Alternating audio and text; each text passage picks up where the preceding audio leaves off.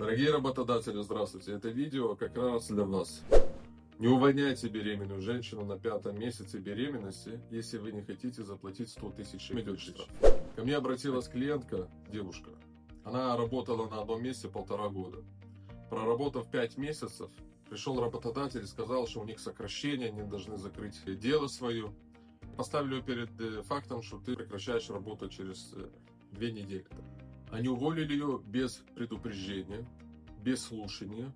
А самое важное, они уволили ее без получения разрешения с Министерства труда.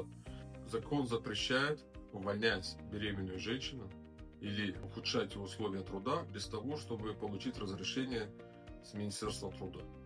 В данном случае работодатель не обратился в Министерство труда. Мы подали иск, и ему пришлось заплатить 100 тысяч шекелей только за тот факт, что он не сделал ШМО и уволил беременную женщину в 5-м месяце беременности. Знайте ваши права.